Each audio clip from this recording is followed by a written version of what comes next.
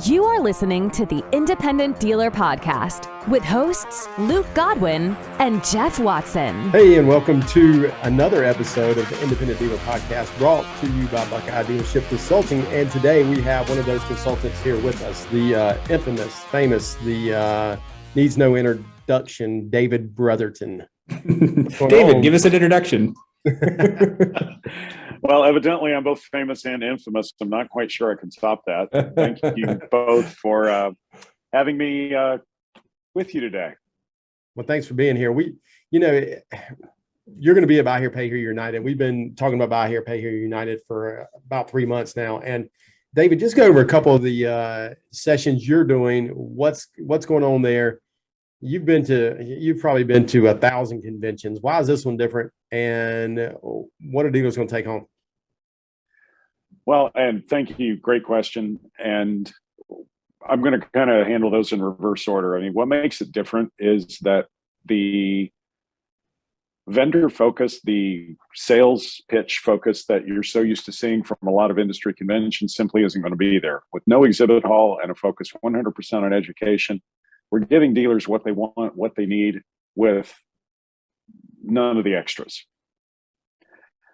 As far as what I'm doing personally, I'm really excited for the opportunity to do a couple of my sessions. I mean, I'm moderating a panel, and we're definitely going to be looking at tech culture and tech retention and hiring. But I've got great service directors and managers from around the industry. Some of my biggest long-term clients are going to be there to take questions from the floor and deal with how they handle it. So it's not, I'm moderating that panel. I'm going to let them run with it. Those guys know what they're doing. They're solid. Really looking forward to the insights they can bring to the table, because they have done a good job keeping their crews intact and keeping their techs focused and working.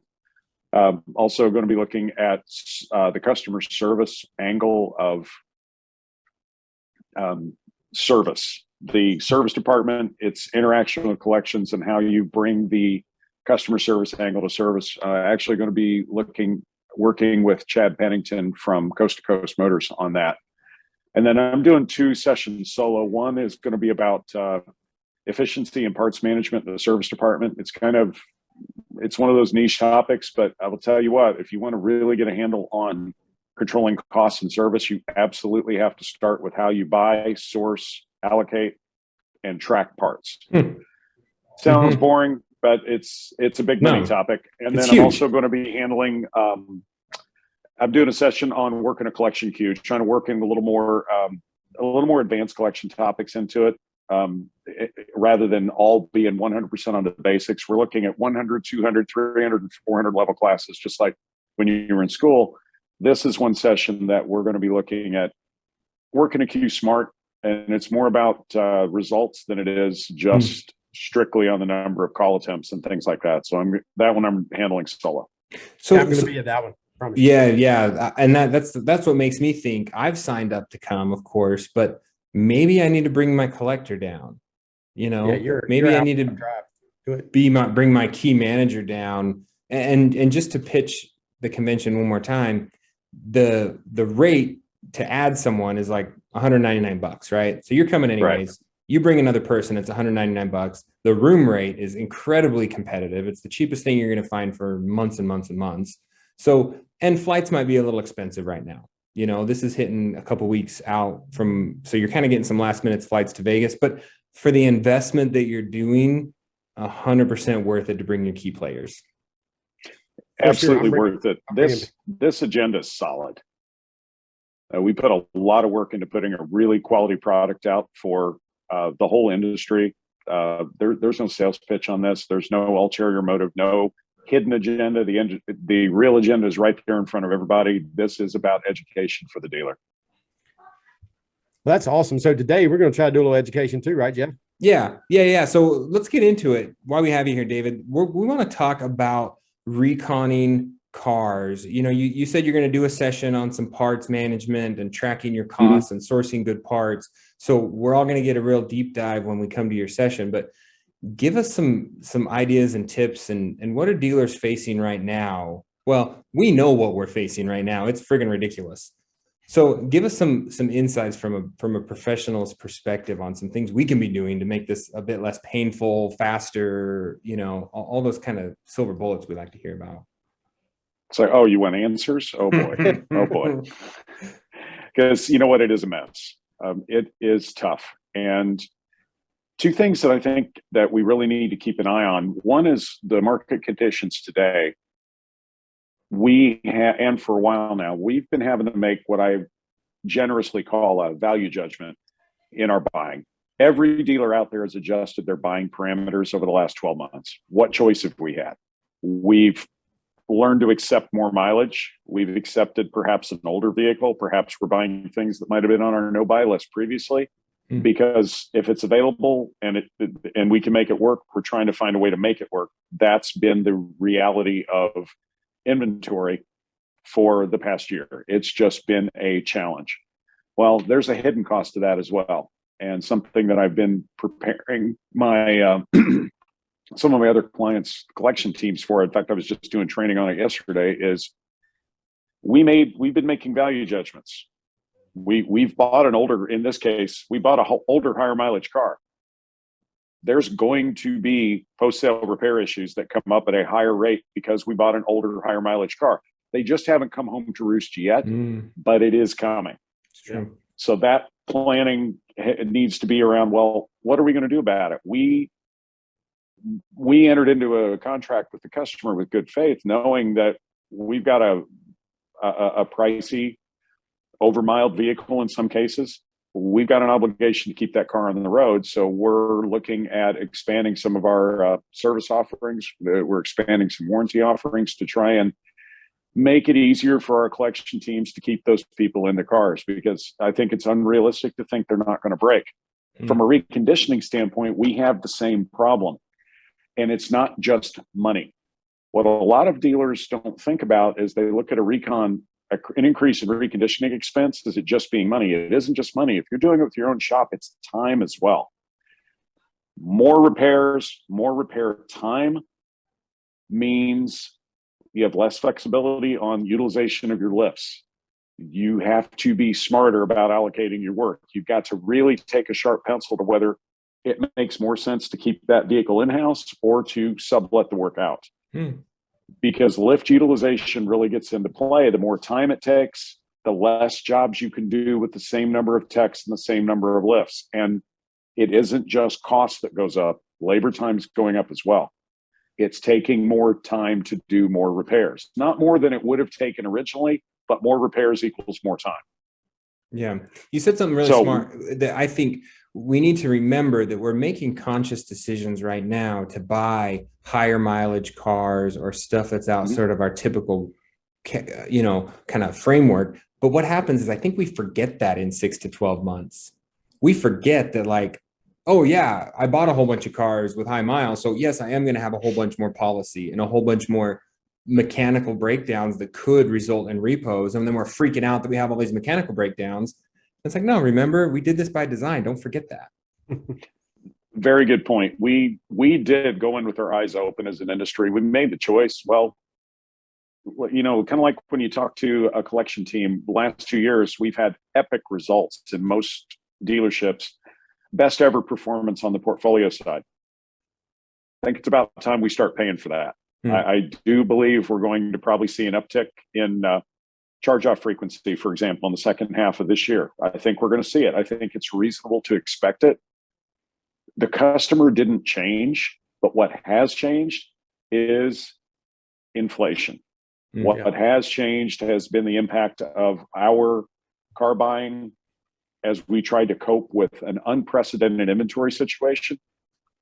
Don't forget these people. We kind of made our bed. We need to be expected to make it once in a while too. We're going to have to back these customers up with great customer service so that they stay our customers and we can keep things moving forward. Yeah. The free money is not out there anymore too. So I've seen my repos go up.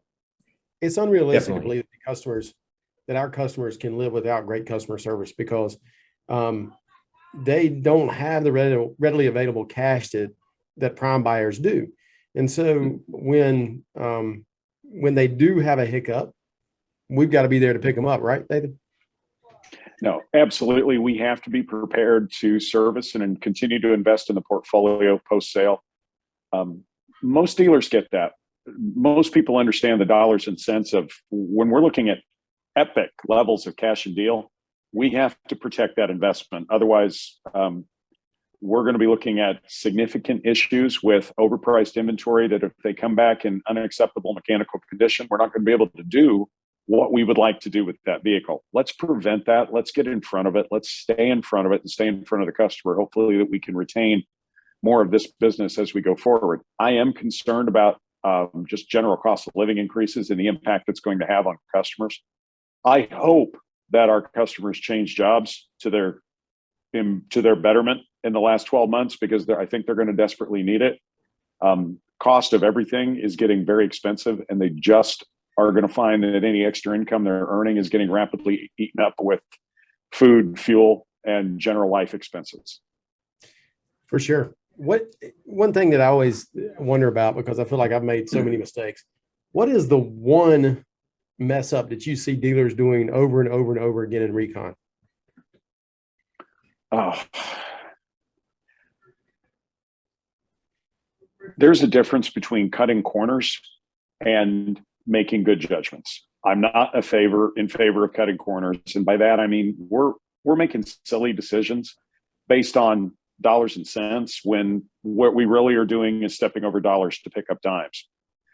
We're trying to keep reconditioning expense down, which is great, but the way to keep reconditioning expense down is to maximize efficiency on your parts, maximize efficiency with your technicians, have the right people in the right roles doing the right jobs to minimize downtime. That's how you keep your total costs under control. But to lower costs, auto parts are getting more expensive too. But when I see dealers set Recon can't be over X, that means we're not changing tires when we need to change tires. And it used to be you point the finger at the buyers. Well, you can't really point the finger at the buyers. I mean, we kind of went in with our eyes open, just like we were saying earlier. Investments you make in reconditioning and investments you make in post-sale repair generally do pay off exceptionally well for the dealer, provided that we are willing to support that account long term. But from a Recon standpoint, simply not fixing something because you don't have the stomach for the bill, that's very short-sighted. You are going to be fixing it. The question is going to be, do you fix it for the customer you sold it to, or are you fixing it in Repo Recon the next time around? Yeah, my question is for guys like Luke, who I would argue maybe over Recon. You know, they're painting every panel, every bumper, fixing seats, making sure the seat belts work, crazy stuff like that. Making sure the seatbelt works is crazy. Okay. You know what I mean? What's next? You're going to expect the airbags to go off? I mean, oh my gosh. Airbag lights. I don't know. Just put some tape over it. No, but Luke does over Recon. We know that. We've talked about it. Are dealers making those value decisions and saying, you know what? I had to put so much mechanically to make this thing fit. I'm not going to do the bumper. Oh, and guess what? It still sells. Or no? Look, honestly, you're both right. It comes down to the culture of your dealership. Somebody like Luke, for example, his culture is he wants that vehicle to shine. He wants it to stand tall. But Jeff, so do you. You want it to stand tall. You just have a different definition of what standing tall means. I want to run long. Mechanically versus cosmetic. I get that. I do see a need for having a bit of a sharper pencil when it comes to cosmetic repairs, particularly anything that has to go through a body shop. Backups with body seem to be a real problem right now. It's the one area that I think it's even harder to hire body guys than it is to hire mechanics. I think I had that discussion with you today, didn't I, Jeff? Yeah, I've heard that somewhere. Yeah, somewhere. Luke, are you changing that at all? Are you not? Yes, not doing as much cosmetic. You will be proud of me. We walked outside today on a 15 Charger, and I know I could sell that thing tomorrow if it was here. And my internal inventory manager said, "Hey, come look at this bumper. I think I want to fix it. I know you want to fix it. Let's go look at it." We go outside and look at it, and I go, "I want to fix it, but I know I can sell it like that." So we rolled it. So it's in detail right now. So you'll be proud of me today. Be proud of me. You let me know if there's a big pushback on that bumper. Well, I'm gonna tell you. I'm gonna tell you what's gonna happen. It's gonna end up in a WEO. I just know how this is gonna work. Well, because your guys are gonna let it. You know, You're right. They're gonna let it be on the WEO. You're right. That's another problem, right? I mean, it's like, my argument is, hey, maybe I leave 5 things undone and then I only got to put 2 on the Wii O instead of doing 4 of them and then still having the 5th one on the Wii O. Like, maybe not the right road to go down, but for sure. Well, I do think there's a fine line that everybody has to walk between over reconning and really and truly, it's getting the car right mechanically is what really matters. But when you get up to a certain level of car, I think there gets to be another expectation from the customer, because that customer doesn't have to buy from us. Typically, that customer can go to a new car store. Not that he's getting a better car, but he can go get almost a brand new car. And so I think that the expectation of my customer might be a little bit more, but it might even be my expectation blending into the customer's expectation too. So, David, can I ask you this? Are you finding any better? Can you give us any tips on getting parts cheaper, faster, more reliable? Or just at all? Yeah. Are there any things you're hearing about out in the dealer community? I mean, is everyone using, Pre-pandemic, it was pretty straightforward. It's not that we didn't have to work at it, but it was straightforward. We had 10, 12 vendors available between physical and online. And it came down to, we're going to order it from the cheapest guy who guarantees we'll get delivery 10 minutes ago. It was easy. We could be demanding. Not everybody has the parts you're looking for right now. Yeah. Someone does. But that may mean you're ordering it from Amazon. That may mean you're getting it from Rock Auto. That may mean you're going through WorldPack. You may be going through AutoZone on this one, O'Reilly's on that one. They have the parts. They're for the most part available, but they're not available everywhere consistently. So we're actually having to spend more time sourcing it, which honestly I think is a good thing. There is a habit, unfortunately, that we see with service departments keep going to their go-to parts supplier because they'll get it to them 10 minutes ago and they're dependable and reliable. They don't pay as much attention to what they're paying for it. They're not shopping. They're not shopping it. And that's something we have definitely seen over the years with service departments I've worked with is you take the time to shop, you have your own people, your own parts people, and it totally pays for themselves to have that in-house department. It ends up being a no cost to the dealership. Significantly better than having vendor personnel on site doing it for you. That never works out when you put the pencil to the paper. It just didn't work out. We had that discussion last week, so I'm glad that you approached that. Yeah, I mean, there's usefulness to it, but if you want to it's like dollars and cents. Honestly, it's like if you had a 1% charge off monthly, could you make the case on pencil and paper to put 2 GPS units in a car if your charge off is only 1% a month? The answer is no. We could talk about 1, but you don't need 2. Yeah, that's the same thing. It's like there are advantages to having some of those vendor personnel on site, but it's not going to be cost effective. Look, they give you those people for a reason. Yeah, because they're going to make money. Keep you stuck. Yeah, sure. So maybe, is there a dollar amount? If some dealer's saying, hey, when do I get to the point where I need a parts manager? Is there like a dollar in parts where you say, look, if you're ordering more than, $50,000 a month from outside vendors, whether it's eBay or Rock Auto or any of those parts vendors, you would save money by paying a $20 an hour person, $3-4 grand a month to be sitting there to get the best thing. Because right now your mechanics or whoever's ordering the parts, your service writer, he's just going to the first call every single time. He doesn't have time to shop around. Is there a dollar amount you think where that is kind of a rule? I think there is, where there's a guideline. I struggle to give you a rule. Where this came from was generally larger service departments. Most of them at one point had in-house personnel from other vendors involved in their parts process.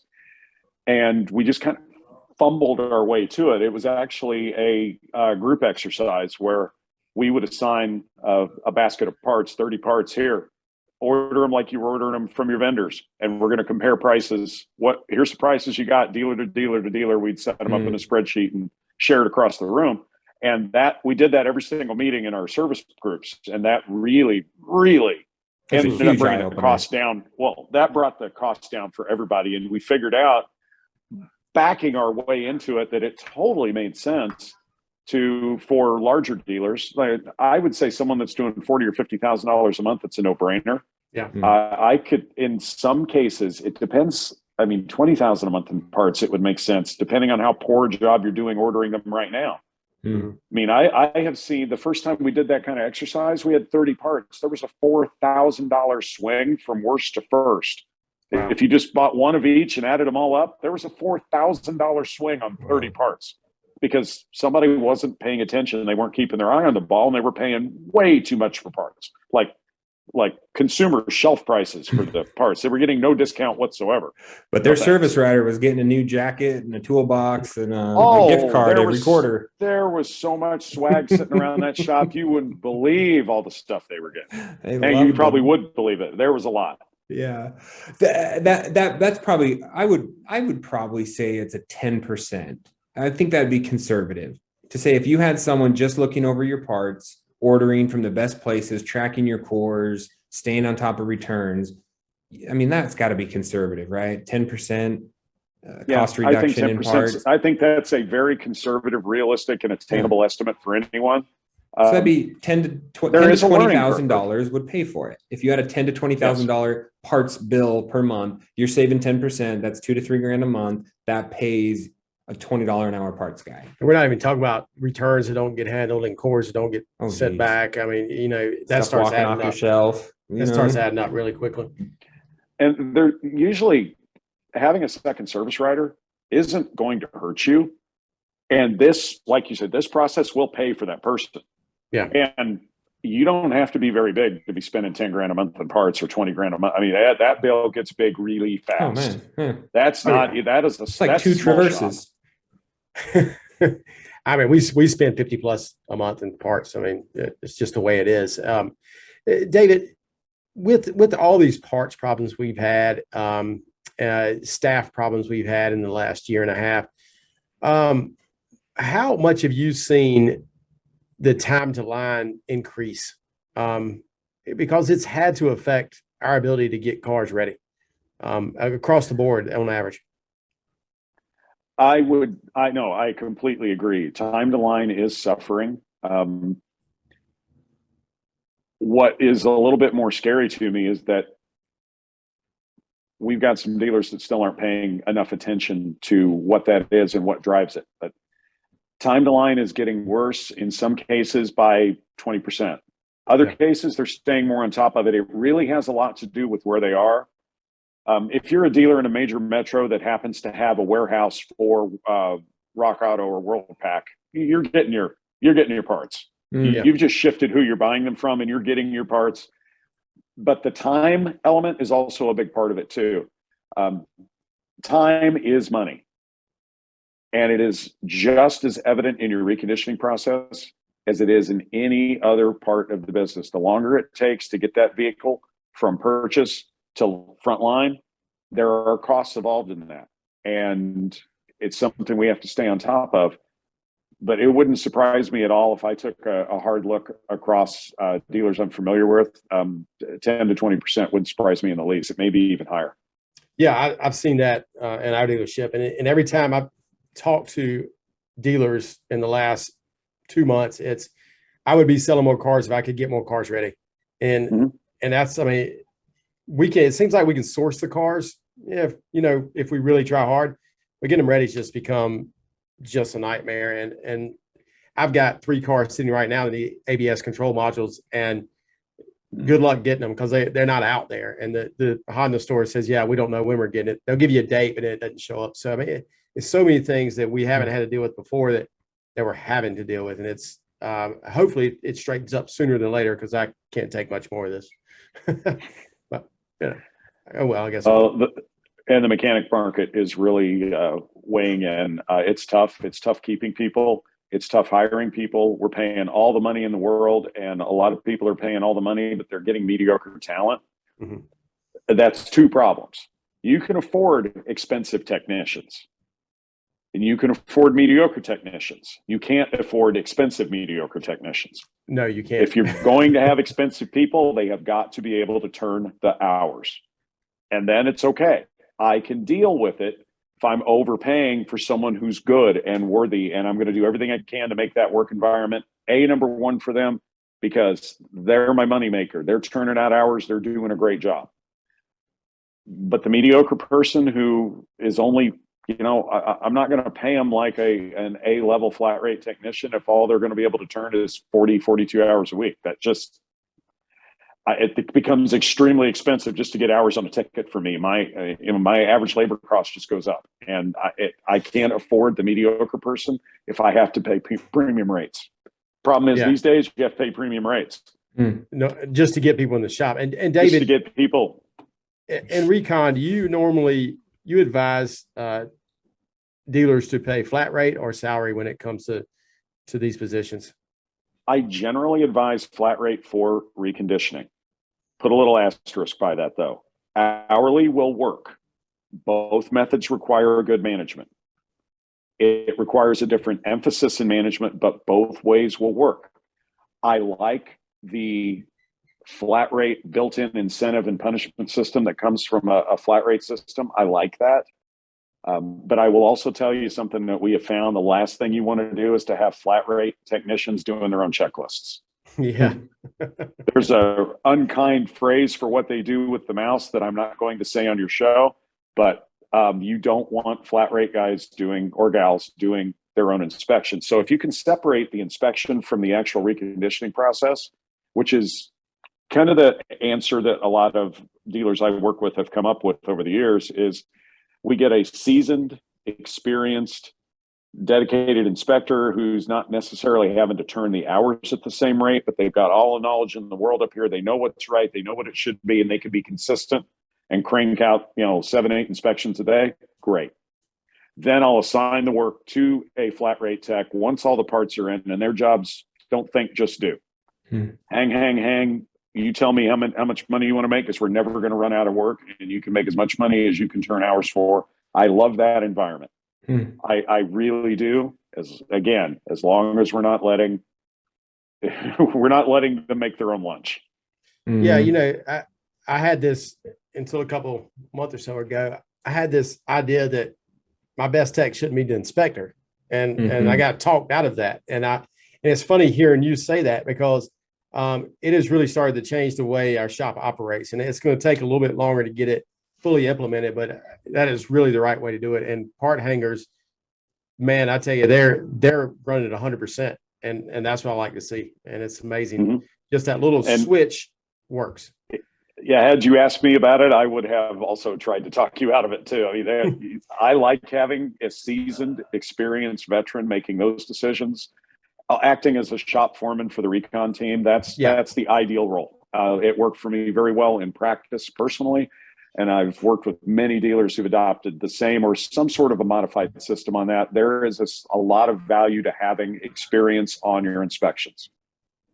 So it makes it consistent and makes it right, and your comebacks will have to be a lot less too, right? Right. Very much so.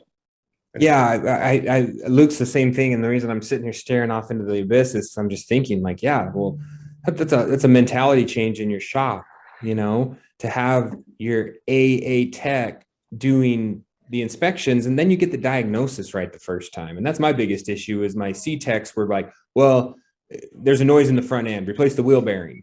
It's like, how do you know? You don't know.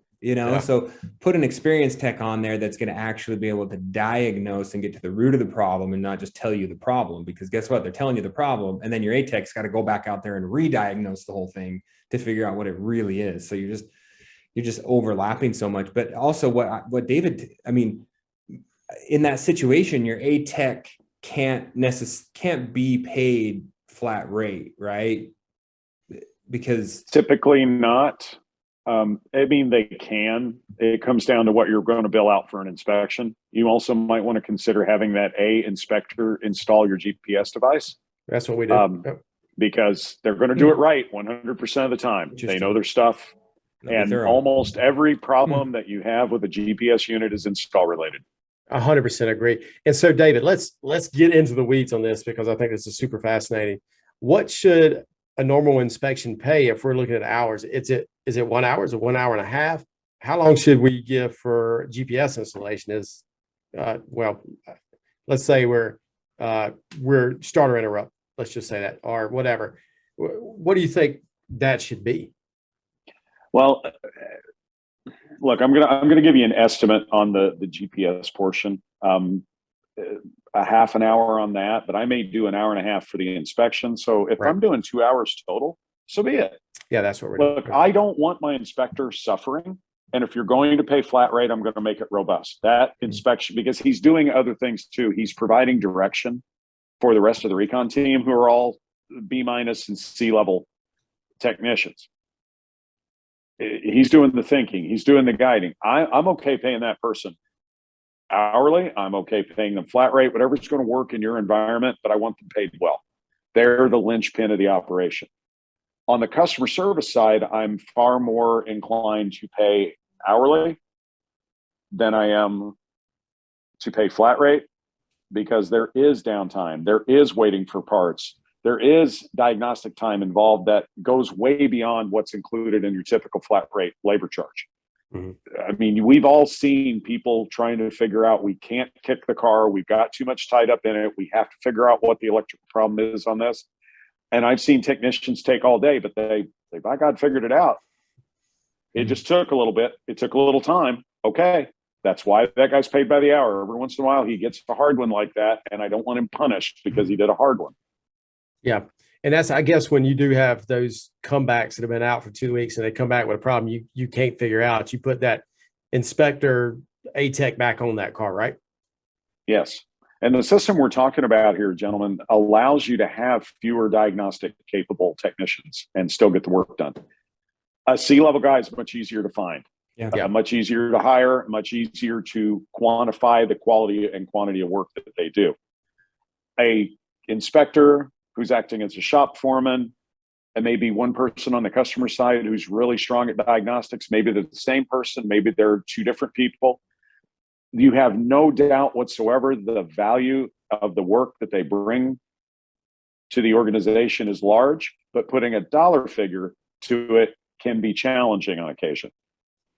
The last thing I want those guys to do is to feel they're not valued in any way, because they're the linchpin. Those roles make your shop work. They're the reason you have your own shop rather than subletting, is that role. That's the efficiencies you gain.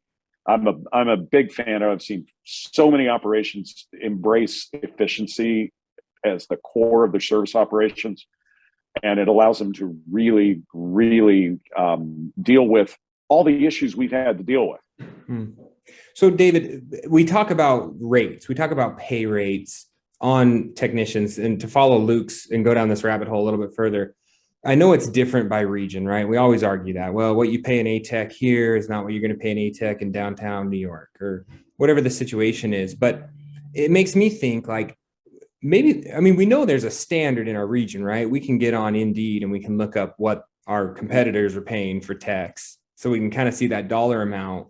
But there's got to be an equation too, to those of us that use outside shops. If I know that my best labor rate at an outside shop, or my average labor rate is, $50 to $60 to $80 an hour right now, doesn't that help me back into the math of what I could pay a competent mechanic at my shop? I'm paying $8 to go out. So if I bring you in, well, it does. But I will tell you that if you're getting good work out of a shop that's charging you $50 an hour right now, what they're doing is cutting their margins to keep you happy. Yeah, because that's tough. For them to replace that technician, they wouldn't be able to continue to do the work for you at $50 an hour at the same margin. Something's got to give. Yeah, a $50 an hour labor rate is typically equates to somewhere in the neighborhood of $20 to $22 an hour flat rate. Okay, which you may very well be able to do that in smaller markets. Yeah, but I can tell you, in DFW, in Atlanta, in Chicago, please, right, what you're paying had better have a 3 in front of it, and it better not have a 0 after it, because you're not going to get anyone good. So, it's expensive. But in that situation, so say it's $100 labor rate, right, to go out to another shop, to outsource it. Does that mean you should be paying your internal guys $50? Because it's going to cost you twice as much to go out. So I can pay my guy $50 in-house and attract top guys, because I know he's getting $50 there. I would say you wouldn't necessarily have to go 50. Look, in major metro markets, going rate for an A-level flat rate guy is anywhere from $32 to $40 an hour right now, which just makes you squirm at how expensive that is. The only thing more expensive, well, no, but the only thing more expensive is not having the people to do the work and not having cars in your lot. Expensive. Yeah. Yes, not having cars on your lot. That's what's more expensive. Like I say, you can afford expensive techs. You just can't afford expensive, mediocre ones. Right. So that's my argument then is it's like, wait, so if you can overpay too though, Jeff. If I can't do it in-house, I got to send it out, right? I don't have enough techs. I only got one. I got two, whatever, because no one's responding to my ad and I can't hire. No one wants to work for $30 flat rate. Okay, so I'm going to send it out and pay 80. Duh. So just up your ad to 40 or 50. You're going to attract their number one talent who's doing the work anyways. He's going to come over and work in your shop because it's still more than what he was getting paid. You know what I'm saying? Like, I guess that's my argument is I think, even when you say $30 an hour, like that's for an A tech, that's. Well, and if you'll permit me, the real argument that needs to be made that I think we fail at is when we're trying to hire technicians, we're trying to compare apples to apples, but it's not an apples to apples comparison. Even if they come from a flat rate shop, the big difference is in a buy here, pay here environment, we never run out of work, ever. There is always work. There is always recon. There is always customer pay. There is always warranty and policy work. We always have something to do. They're never going to be standing around wondering what they do next. They're never going to be having unallocated time. No. So when you lay out, this is what you get flat rate, you also have to ask how many hours a week they're getting. And is it consistent every week? Because it will be with us. And it will be every single week. And you will make this check. You won't make it once a month or once every couple months. You're going to make it every single week because we never run out of work. That is so important to stress to these people. And techs don't believe you when you tell them that. Say they don't. The only time I can remember in the last 2 years when we did not have work was like about this time in 2020. Yep. That 1 week in COVID, mid-April. Oh my gosh. We had recon everything we had. Yep.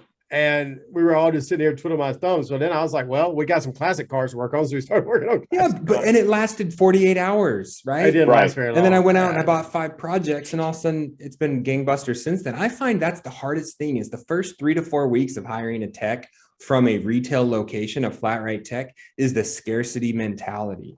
They come in here and they see us outsourcing and like, what are you doing? Why are you sending that car out? Why do we send that to them? We can do that.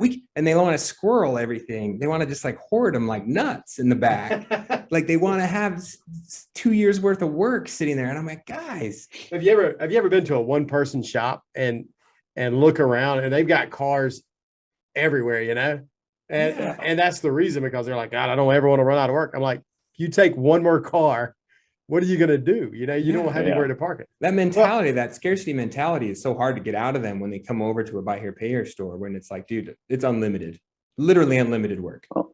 And this is like selling anything else. We have to convince our customer, in this case, a technician working for another dealership, we have to convince them what's in it for them to come to work with us. Yeah. And if the only thing we're leading with is we're going to pay them more per flat rate hour, that's not going to convince them to leave. People tend to not take new jobs over money. Yeah. They tend to leave.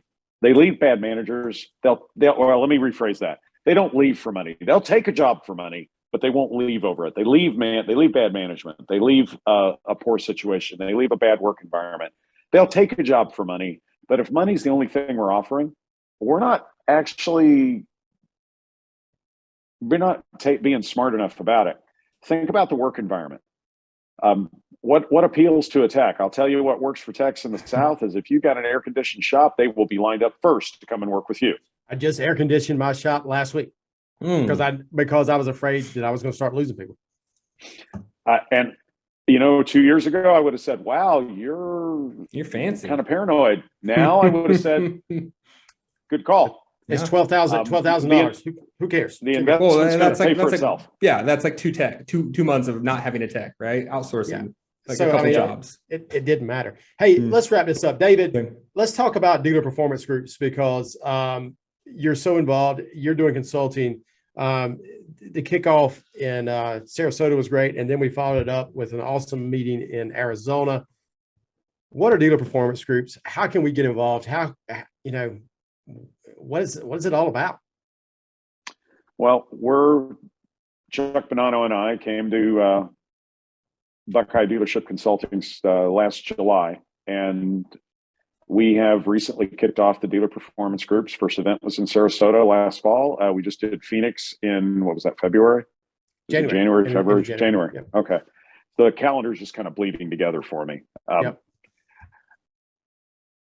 It has really been a tremendous experience. We're trying to bring a different take and a different viewpoint on the traditional 20 group model, taking some very much appreciated feedback from the rest of the dealer body to have a traditional approach to the 20 group model. But we're also having one meeting. One of the 3 meetings a year is going to be a combined mini conference, mini convention type meeting where we bring all of our dealers together. And that's where we bring in the heavy hitter national speaker types. That's where we roll out benchmarks for next year. That's where we roll out data trends. Rather than go over individual groups, data point performance, we're going to look at trends we see across the groups. That's something that's been really strong in the analytics package that is being built for us as we speak, is the ability to really look at trending data and be able to use things on the fly. So you guys will see in your first meetings coming up early this summer, you'll see the impact of having access to that data from the beginning of the year for us. We're also slowly working our way towards automating data. In fact, I'm supposed to be looking at something to automate some of the expense side as well. Actually, Amanda Sanchez and I are going to be conversing on that because that's something we haven't figured out yet. But the operating data, that's coming along quite well. We started with AMS. It makes sense we'd start with AMS. They're working on IDMS right now. And I believe, don't hold me to this, but I believe BuyWriter's next, because we've added a lot of BuyWriter dealers to the DPG fold over the last few months. Mm.